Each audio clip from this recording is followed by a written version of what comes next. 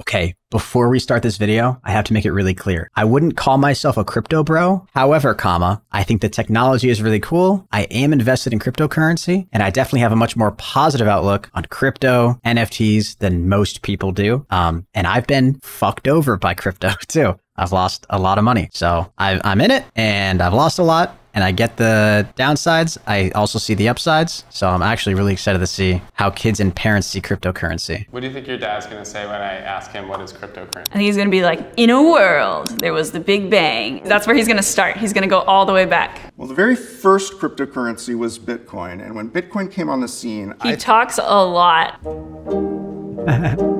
That guy's, dude, damn, he sounds like he knows the history too. Doesn't this kind of look like one of those math, science, geeky nerds that would have been in it on like day one? I'm Vernita Roble. I'm Nikki. My name is Molly Engelberg. I am Mark Engelberg. Who are you doing this video with? Oh, and my daughter, Paige. Is she your only kid? No, I've got 3 children. Who's your favorite? It would be Paige. They're going to see this video. Yeah, I want them to.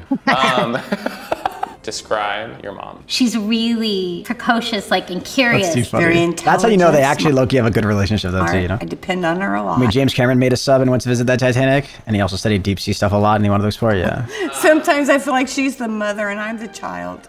Does your dad get on your nerves? Yes, all the time. Yeah, Taxi, have a good one, man. Hate it. Thank you so much for the $1 donation. I appreciate that. Thank you. You cut barbers. Differences in opinions between people and their parents. I'm going to be asking so much, a set of questions Hated, for that about cryptocurrency. donation. I really do appreciate Same set of it. questions I'm going to ask your daughter, and we're going to see how your answers compare. Between you and your daughter, who is the investor in cryptocurrency? Nicole is. My dad is the one who got me into crypto back in 2018. W dad. Why did your dad start investing in cryptocurrency? He doesn't have a traditional 9-to-5 or like a 401k. He's a contractor. So he's had to be really creative with the way he invests and saves for retirement. What if inflation gets really big? What if the stock market tanks? I have confidence that I'll be able to weather those sorts of things because I have a little bit invested. Yeah, nothing wrong with being more diversified, right? That always seems to be a good play, right? Barry, thank you so much for the $1. I appreciate it, man. God damn, you guys are so awesome. I appreciate those donuts, guys, for real. Thank you. Cryptocurrencies. So who's more knowledgeable around cryptocurrency? Still not subs, Lemmy. That's unreal. How knowledgeable is she around cryptocurrency? I wouldn't say extremely knowledgeable. He says you know nothing about it. You just do what he says. I did not. No way. I mean, she pretty much just asked me, what do you think? And I try to explain to her, what I feel like's going to happen. What does your mom think cryptocurrency? Well, she used to ask me, is it like invisible money? Which I thought was really cute. It's kind of invisible. It's money that you can use even though you don't see it. What is cryptocurrency? A cryptocurrency is a online, money. A decentralized digital asset. What do you think your dad There we say go. when I ask him what is That's a pretty good definition. I think he's going to be like, in a world, there was the Big Bang. That's where he's going to start. He's going to go all the way back. Well, the very first cryptocurrency was Bitcoin, a global digital currency that wasn't controlled by any bank or government or corporation. Hell yeah, it's the libertarian money, baby. To me, it's a digital money. It's invisible. Basically, most forms of property or money is some kind of ledger somewhere that says you have X amount of money in the bank. And so cryptocurrency is a technology that makes it possible to have a ledger that's not controlled by one entity. He talks a lot and gives a lot of backstory when I'm just looking for a simple yes or no answer. And everybody has the ability to exchange and update that ledger. Dad's a total crypto bro, 100%. What is Bitcoin? Maybe I'm a crypto bro too, dude. I'm really into it. I think the technology is so fucking cool. Damn, maybe I just got to accept my identity, huh? Do you ever get bullied in school? Yeah, absolutely. Oh, I could start talking to you guys about, listen, I see the upsides to crypto in principle, but I also don't think it will ever be as big as crypto bros want it to be. We can talk about that if you guys want. Bitcoin is another cryptocurrency. What is a cryptocurrency exchange? I'm thinking. Generally, just a base that allows you to purchase and sell and buy. Oh, she's the brain of it. Yeah, no, I go to her if I have any questions. Don't stop you here for hours. Wallet? Elliot, chill, dude. One of the best ways to we might not watch a button the video private tonight. keys that you use to access and control your... I'd love to sit and chat with this guy. Do you have multiple hardware wallets? I do. Do you hide them? Multiple?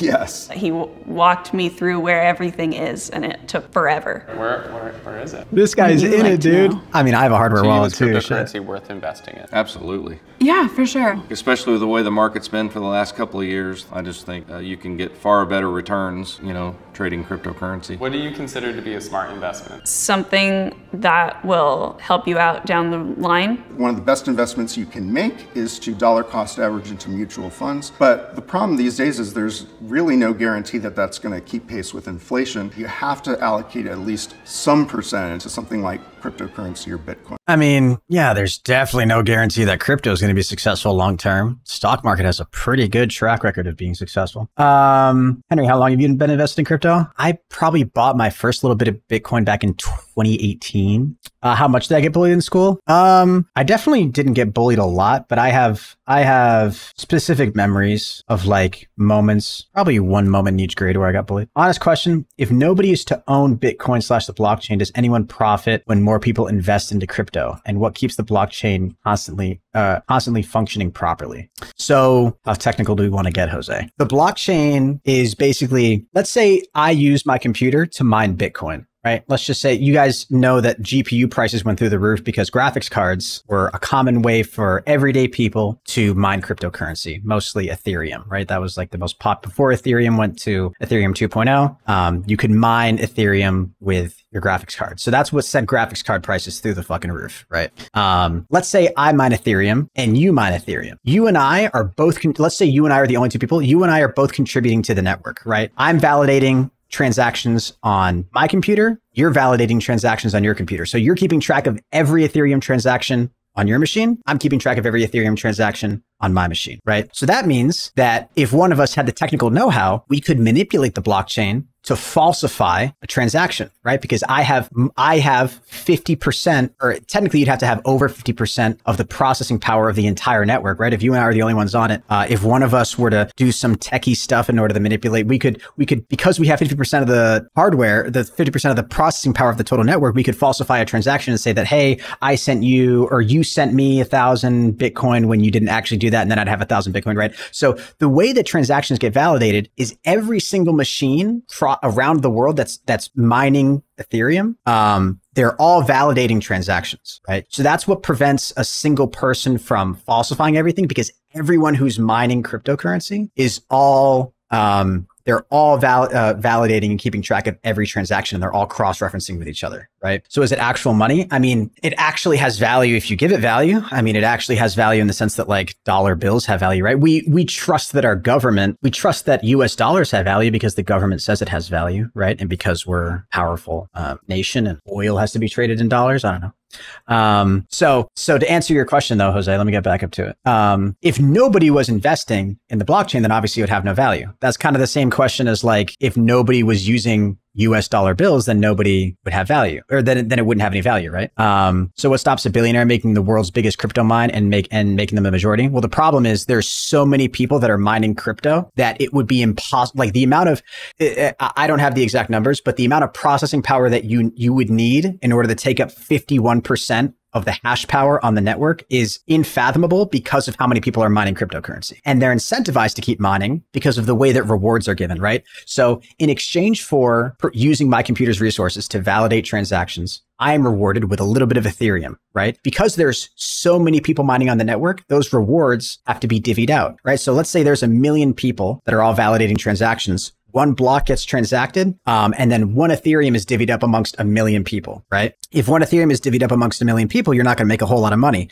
Then if 2 million people are validating the network, that one Ethereum is then divvied up again among 2 million people. So the amount that you'd make is even less, right? So you're incentivized to provide hash power or processing power to the network, because when there's less people processing on the network, your rewards are going to be greater. So if all of a sudden there were only 10 people mining Bitcoin, the amount of rewards that those people would be getting would be massive, right? Because like, let's say that every time a block of Bitcoin transactions is validated, 1 Bitcoin gets divvied up amongst 10 people, you're going to make a whole lot of money because, assuming that you actually believe that a Bitcoin has value, right? So that's what incentivizes more people to be involved in the network, is the way that the code and the technology is written is it will dynamically change the amount of rewards based on how many people are contributing to the network. Don't know anything about crypto, but how can people mine crypto makes no sense to me. So when you deposit money, and part of what makes cryptocurrency so appealing to people, this is not what this video is supposed to be at all. Part of what makes crypto so appealing to people is people like to see crypto as like a total doomsday scenario backup for money, right? Right now, if I go deposit money into Chase Bank actually owns my money, right? If they wanted to, they could just take it, right? There's regulations and stuff, and the government verifies, you know, that up to $250,000 of my money in my bank account could like be given back to me, right? Backed by the government.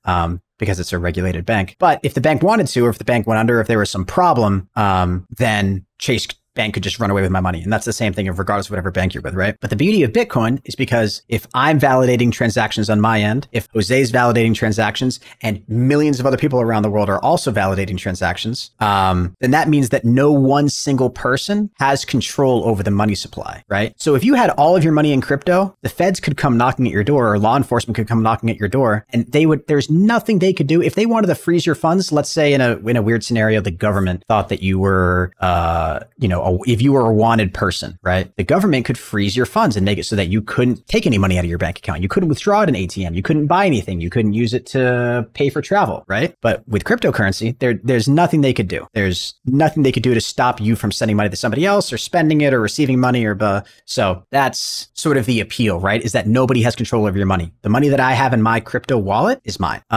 So what was the question? I'm trying my best to explain it, but it's like difficult. So you mine crypto. I'll finish this up quickly so that we can finish the video. You mine cryptocurrency, right? In order to validate transactions, that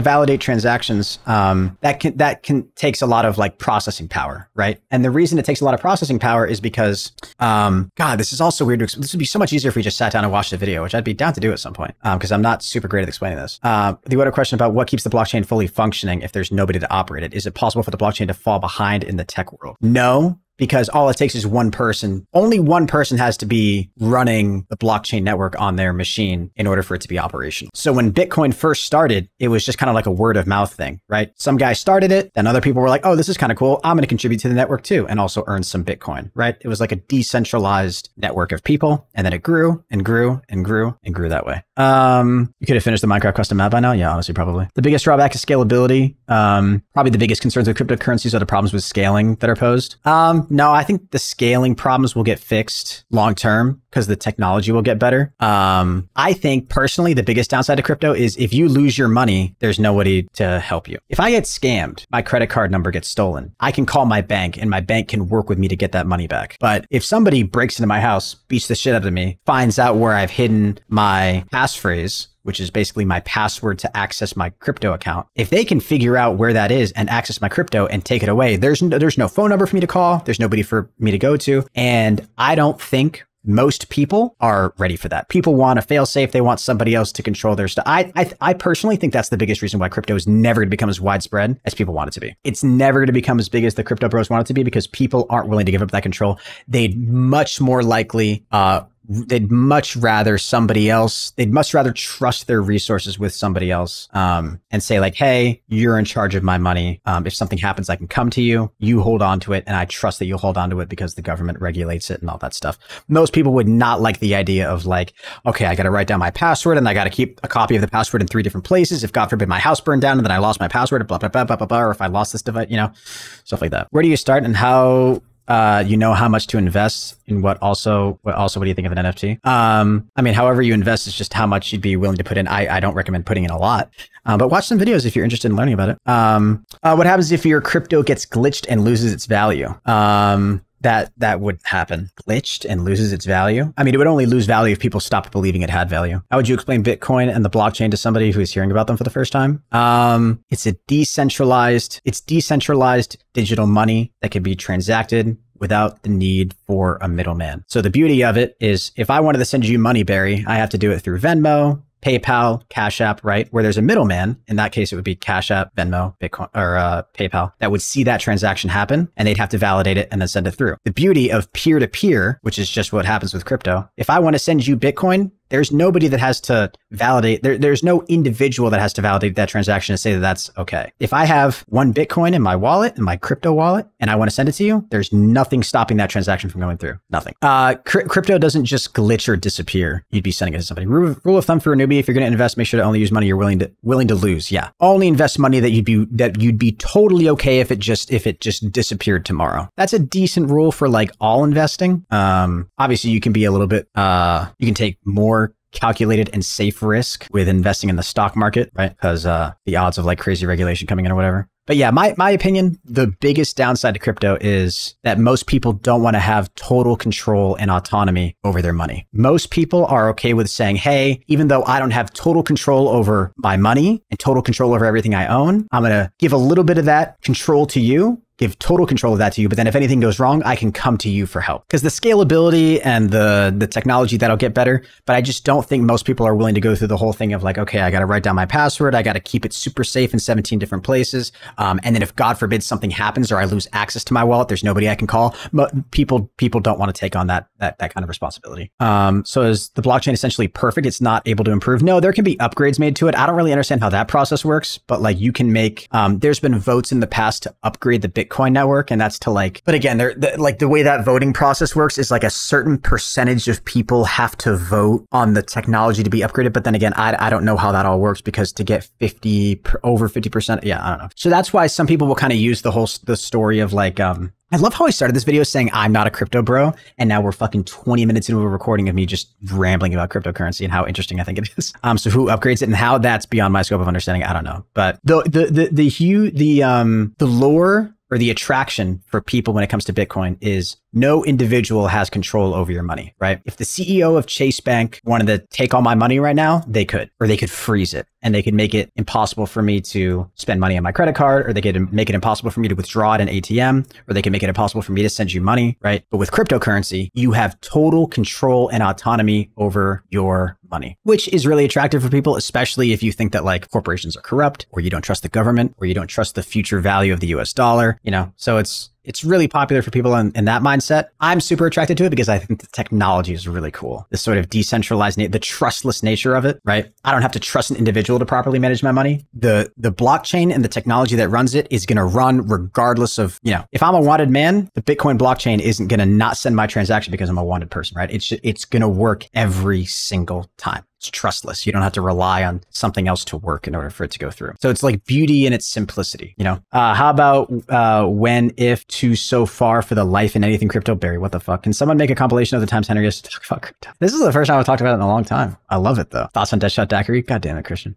What do you consider to be a smart investment? Having any type of, even just any type of savings plan is to me a smart investment. I heard gold and silver is a good investment. Does crypto make you feel financially independent? Yes, very much so. Yeah, 100%. It's like this rainy day. There's definitely a couple questions that got asked that I just never answered. That I just now have stored there. I'm trying to retire. I'm no broke down firefighter. Had 5 surgeries. So for me, it's just independence. Outside of building wealth, what are the other key benefits of using crypto? It's kind of a community. Like the more you get to know about it, you kind of meet people through it. One of the things that's really attractive. I wish I could have explained everything better, because I think this is all so interesting. I think I did an okay job, but I wish I had like had more practice talking about it. Because there's some, if you guys are curious, there's really interesting videos out there. It is the powerful implications it has for human rights around the world. There are billions of people in this world who are unbanked. There are people that are living in countries where their currency is constantly being devalued by ridiculous levels of hyperinflation. And that's another thing too. Cryptocurrency is really popular in parts of the world where there's really corrupt government, or where it's really difficult to get a bank account. Cryptocurrency is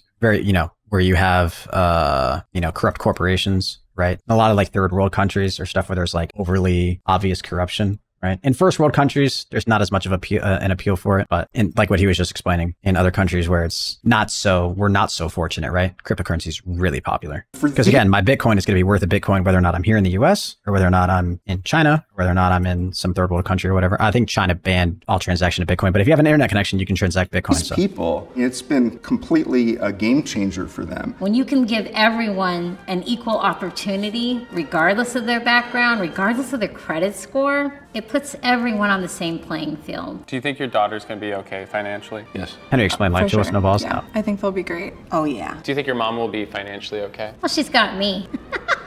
She has this added security of this cushion of a little bit of Bitcoin. I have a much higher confidence now that she's going to have a economically stable future, regardless of whether I'm in the picture. Do you think you're going to be financially okay? Yeah, and I mostly feel that way because of my crypto. I think it just shows that I'm open-minded to different ways of being able to expand my portfolio. I do want to invest. I do want to. Well, you should try Kraken. Hey, isn't that the Seattle hockey team No. that's been doing really good? No, it's the company that partnered with us. Discover the future of money. Join us at kraken.com. I need to look more into that. Really cool video. I like talking about this stuff. I'm sorry for rambling if you guys didn't enjoy my ramble. Without a doubt, I see money 100% differently than my dad does. He was not good with money and taught me to be a survival mindset. For the past years, I've been retraining my brain off that mindset and that money is a tool and not to be feared. I will be teaching my daughter about investing, looking forward to the future. Yeah, I think sort of like financial literacy is really important for people to learn. I think at the very least, people should be like aware of cryptocurrency and learn about the opportunities it can present. Yeah, so really cool video. Although it kind of ended up being my video, didn't it?